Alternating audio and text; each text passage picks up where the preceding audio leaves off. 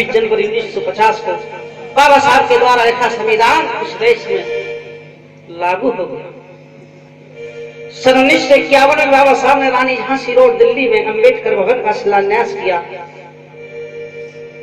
सन 1952 में श्रीलंका के बौद्ध महासम्मेलन में जाकर भाग लिया।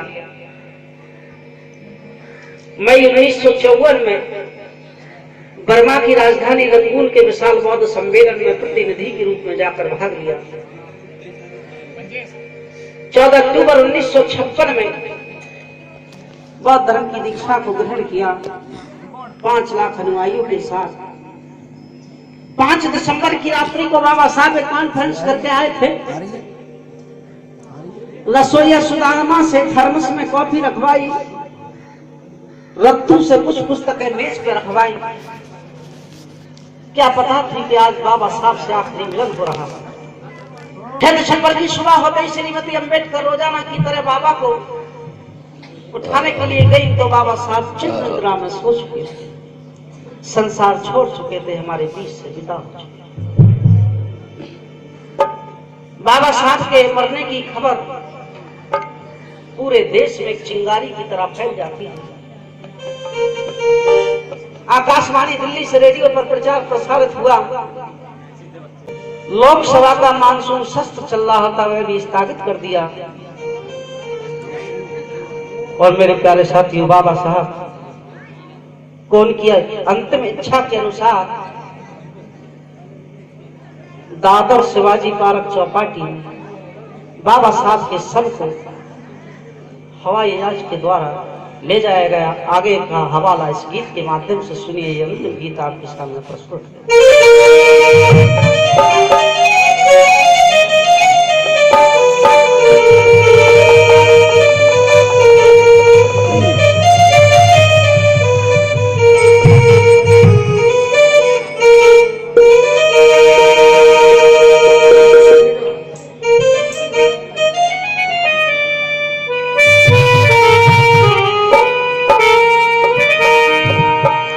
और मरना सुन के भी मेरा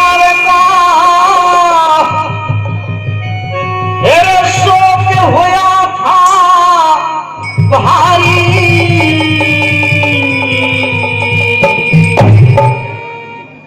2 घंटे में खबर फैल गई सारी